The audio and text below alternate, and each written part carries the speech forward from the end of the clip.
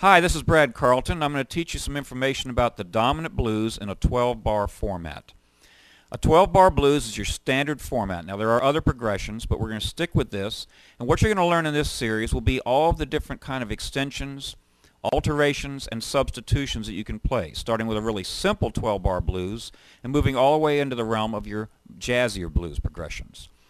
With this series, you're going to get some charts, and I suggest that immediately you print those out, get them in front of you, because you're going to be able to mix and match, and if you don't have them in front of you, it's going to be quite frustrating. I'd like to address the charts that you're going to get, so I suggest right now you dial them up off this series. The first chart would be the one that shows you the 12 columns, each column representing a measure in a 12-bar blues. So we will reference these points, measure 3, measure 6, whatever, and you just look down that column. And on the left-hand side of the page, you have example numbers. This will be quite easy for you to see. It's just a matrix, and you'll be able to mix and match all these options. Also notice that the chords are written not in letter names, but in Roman numerals. This is how you want to start thinking in terms of numbers, because then it's non-key specific.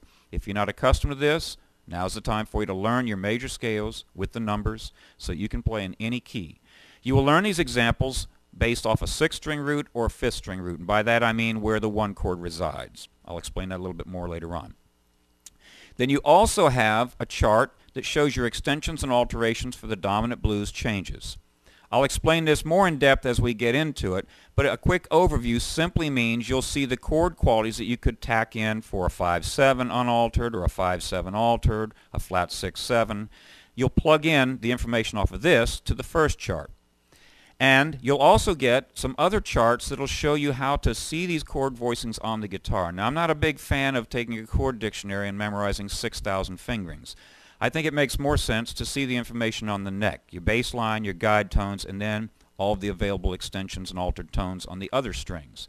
This also serves you from the standpoint of what ensemble you're playing with. We'll talk a lot about that. Now, in the next segment, we're going to talk about rhythmic approaches for a 12-bar blues.